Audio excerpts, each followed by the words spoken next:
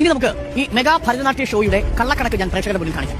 ഇന്നലെ 12,000-ഓളം നർത്തകികളെ അണിനിരത്തി വേൾഡ് റെക്കോർഡിൽ ഇടം പിടിക്കാൻ വേണ്ടിയാണ് ഈ പരിപാടി എന്നാണല്ലോ അതിന്റെ സംഘാടകർ അറിയിച്ചത്. എന്നാൽ സംഭവിച്ച കണക്ക് എങ്ങനെയാണ്? ഈ 12,000-ഓളം കലാകാരികളും ഉടുക്കാൻ വേണ്ടിയുള്ള സാരി കല്യാണിൽ നിന്ന് സംഘാടകർ വാങ്ങുന്നത് എത്ര രൂപയ്ക്കാണെന്ന് ശ്രദ്ധിക്കൂ. 390 രൂപയ്ക്ക്. ഒരു സാരിയുടെ വില 390 രൂപയാണ് കല്യാൺ സിൽക്സ് ഈടാക്കിയത്. എത്ര പേരാണ് പങ്കെടുത്തത്? 12,000 പേരെന്ന് കണക്ക് കൂട്ടി 11,500 പേരാണ് ഇന്നലെ ഈ സാരി ഉടുത്ത് ഈ നൃത്ത പരിപാടിക്ക് എത്തിയത്. സംഘാടകർ ഈടാക്കിയത് എത്ര രൂപയാണെന്ന് ശ്രദ്ധിക്കൂ. 390 രൂപ കല്യാൺ സിൽക്സിൽ നിന്ന് വാങ്ങി 1,200 രൂപയ്ക്കാണ് ഇത് അവിടെ നൃത്ത അഭ്യാസത്തിലെത്തിയ കലാകാരികൾക്ക് മറിച്ചു കൊടുത്തത്. അപ്പോൾ ഒരു സാരിക്ക് സംഘാടകരുടെ ലാഭം എത്രയാണെന്ന് നോക്കൂ. 1,200 മൈനസ് 390 1,210 രൂപ. ഒരു സാരിക്ക്, സാരി ഒന്നിന് സംഘാടകർക്ക് കിട്ടുന്ന കൊള്ള ലാഭമാണ്. ഇനി മൊത്തം നമുക്ക് കണക്കെടുക്കാം. എങ്ങനെയാണ് ഇതൊരു കൊള്ള നൃത്തമാകുന്നത്? പങ്കെടുത്തവരുടെ എണ്ണം 11,600. അങ്ങനെയാണെങ്കിൽ ഒരു സാരിക്ക് സംഘാടകർ കിട്ടിയ ലാഭം 1,210. 11,600 ഗുണം 1,210 ഇസിക്കൽ ടു ആകെ ലാഭം 1,40,36,000 രൂപ. സാരിയുടെ മാത്രം ലാഭമാണ് കേട്ടോ. കല്യാൺ സിൽസ് 390 രൂപയ്ക്ക് കൊടുത്ത സാരി 1,200 രൂപയ്ക്ക് മറിച്ചു കൊടുത്ത് കൊള്ള ലാഭത്തിലൂടെ നേടിയത് 1,40,36,000 രൂപ. സംഭവം മഹാഭരതനാട്യമാണോ മഹാകൊള്ളനൃത്തമാണോ എന്ന് പ്രേക്ഷകർ ആലോചിക്കും. ഇനി കൊള്ളനൃത്തത്തിൽ ഈ രക്ഷിതാവ് പറഞ്ഞതനുസരിച്ച് പങ്കെടുത്തവർ 11,599 നമ്മൾ കണക്ക് കൂട്ടുന്നു. കാരണം ഈ പരിപാടിയിൽ പങ്കെടുക്കാനുള്ള രജിസ്ട്രേഷൻ ഫീസ് എന്തായാലും ദിവ്യ ഉണ്ണിയിൽ നിന്ന് വാങ്ങാൻ സാധ്യതയില്ല. അപ്പോൾ ദിവ്യ ഉണ്ണിയുടെ രജിസ്ട്രേഷൻ ഫീസ് കിട്ടിയിട്ടില്ല എന്ന് മാറ്റി നിർത്തിയാൽ ബാക്കി അവശേഷിക്കുന്നത് 11,599 പേരാണ്. ഈ ഓരോരുത്തരുടെ കയ്യിൽ നിന്നും ഈ പരിപാടിയിൽ പങ്കെടുക്കാൻ രജിസ്ട്രേഷൻ ഫീസ് ആയിട്ട് വാങ്ങിയ തുക നോക്കൂ, 3,500 രൂപ.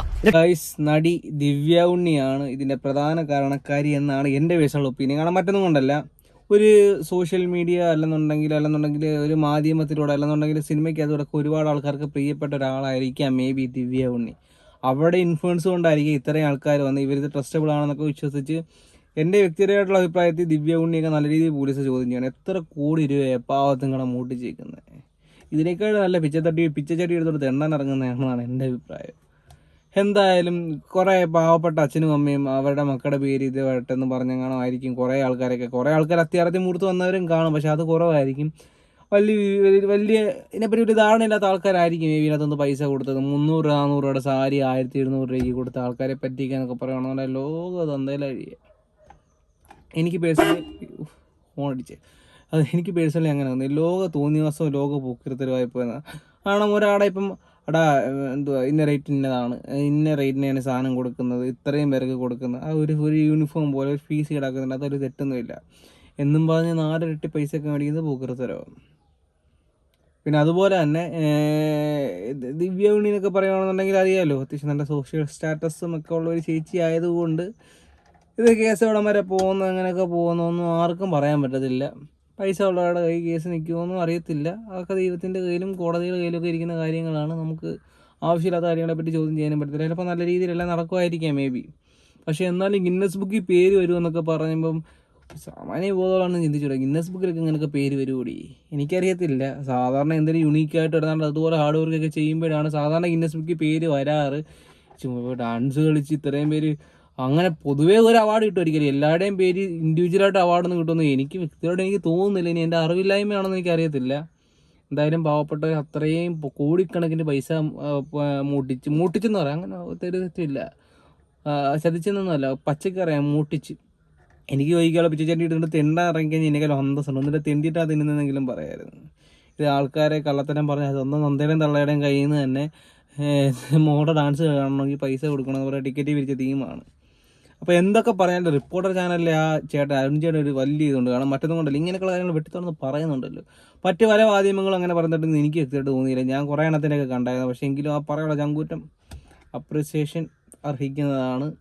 എന്തായാലും കൊള്ളാം. ഇങ്ങനെയുള്ള ഗണിക്കുഴികളിലൊന്നും ഇനി ആരും പോയി ചാടാതിരിക്കട്ടെ. അതേ നമുക്ക് പറയാൻ പറ്റത്തുള്ളൂ. ഇനിയും ദിവ്യ ഉണ്ണിയൊക്കെ ഇനിയും അടുത്ത ഇതൊക്കെ ആയിട്ട് വരും. കണ്ടാണ് ഇനി അടുത്ത എന്താ പറയുന്നത്, അടുത്ത വള്ളിക്കെട്ടൊക്കെ ആയിട്ട് വരും. നമ്മളെ ഒന്നും ഇപ്പം ഓപ്പണായിട്ട് തുറന്ന് പറയാൻ പറ്റത്തില്ല. എന്തെങ്കിലും പറഞ്ഞാൽ അവർ കിട്ടപ്പെടില്ല, അവരുടെ കേസ് കൊടുക്കും. നമ്മളപ്പം ഒരു ന്യൂട്രൽ ലെവലേ നമുക്ക് പറയാൻ പറ്റത്തുള്ളൂ. ബുദ്ധിയുള്ളവരാണെന്നുള്ള ചോറിന് വേണം ചിന്തിക്കുക. നമ്മളെ മാക്സിമം വലിപ്പിക്കണം. അതൊക്കെ തന്നെ ഇവരുടെ ഉദ്ദേശം. അല്ലാതെ അവർക്ക് ഗിന്നസ് കിട്ടാനോ വരുന്നുണ്ടെങ്കിൽ ആ സാധനത്തിനൊന്നുമല്ല. അവർക്ക് അവരുടെ പോക്കറ്റ് വീർപ്പിക്കണം, കീശ നിറയ്ക്കണം. ബേസിക്കായിട്ട് വേണ്ട കാര്യങ്ങൾ അതാണ്. എന്തായാലും നാണമില്ലല്ലോ തിന്നുന്ന അതിനേക്കാളും അന്തസ്. സത്യം, ഒരു സംശയമില്ല. നിങ്ങളുടെ അഭിപ്രായങ്ങൾ നിങ്ങളുടെ കമൻറ്റായിട്ട് രേഖപ്പെടുത്തുക. ആരും ഈ പറയുന്ന പോലെ ഈ സോഷ്യൽ മീഡിയയിൽ കുറേ എല്ലാവരെയും പറയുന്നില്ല, കുറച്ച് ആൾക്കാരൊക്കെ ഉണ്ട് പൈസയ്ക്ക് വേണ്ടി, പൈസ ലാഭം മാത്രം, കുറേ ലൂഡോയും കീടോയും പിന്നെ 1 രൂപയ്ക്ക് S24 അൾട്ര മേടിച്ച് സോളോവൻ. എനിക്കറിയത്തില്ല, സോളോവൻ്റെ ഫോൺ വന്നിട്ട് ഏകദേശം 2 വർഷമായി. പക്ഷേ ഇപ്പോഴാണ് സോളോവൻ 1 രൂപയ്ക്ക് ഫോൺ മേടിച്ച്. എനിക്കറിയത്തില്ല. അങ്ങനെയൊക്കെയുള്ള കാര്യങ്ങളൊക്കെ എനിക്ക് ആടിനകത്ത് കാണുമ്പോൾ ഉണ്ടല്ലോ നമ്മൾ ഇഷ്ടപ്പെടുന്ന ആൾക്കാർ ഇങ്ങനത്തെ തോന്നിയ ദിവസം കാണിക്കുമ്പോൾ നമുക്ക് പിടിക്കുന്നില്ല. അതുപോലെ ആര് പറയുന്നതും പൈസയ്ക്ക് വേണ്ടി പൈസ മേടിച്ചുകൊണ്ട് പറയുന്നത് നിങ്ങൾ മനസ്സിലാക്കുക, പൈസയ്ക്ക് വേണ്ടി പറയുന്നതാണെന്ന്. കാരണം അണ്ടനോട് ഒന്നും പറഞ്ഞ് ആരും ഒന്നും ചെയ്യാതിരിക്കുക. നിങ്ങളുടെ പൈസ നിങ്ങളുടെ കയ്യിൽ നിന്ന് പോയാൽ നിങ്ങൾക്ക് പോയി, അത് അത്ര ഉള്ളൂ. ഈ കടന്ന് കുരയ്ക്കുന്നവന്മാർക്കൊന്നും ഒരു സീനും ഇല്ല. കുരയ്ക്കുന്നവന്മാരെ നല്ല കുരയ്ക്കുന്നവളുമാർക്കൊന്നും വേണം പറയാൻ കേട്ടോ. ആണുങ്ങളും അതുപോലെ പെണ്ണുങ്ങൾ നല്ല രീതി ചെയ്യുന്നുണ്ട്. ചുമ്മാ ATM പോയി പെട്രോൾ അടിക്കാൻ പൈസ ഇല്ല, അപ്പം തന്നെ രാജാ ലോട്ടറി അടിക്കൂ കൊണ്ടുപോയി പെട്രോൾ അടിക്കൂ എന്നാണ് പറയുന്നത്. മൊത്തത്തിൽ പോകുന്നുള്ള കാര്യം കാണിക്കുന്നില്ല. എനിക്കറിയത്തില്ല എന്താണെന്ന്. അപ്പോൾ ഓക്കെ ഗൈസ്, എനിക്ക് എത്രയേ ഉള്ളൂ പറയാൻ. നിങ്ങളുടെ അഭിപ്രായങ്ങൾ എന്തായാലും നിങ്ങൾ കമൻറ്റായിട്ട് രേഖപ്പെടുത്തുക. ഇനി ഉണ്ണിച്ചേച്ചിമാരൊക്കെ ഇനിയും വരും. ഭഗവാനെ അങ്ങനെ വരുവാണെന്നുണ്ടെങ്കിൽ നിങ്ങളാരും പോയി ചാടാതിരിക്കുക. അത്രയേ ചെയ്യാൻ പറ്റത്തുള്ളൂ.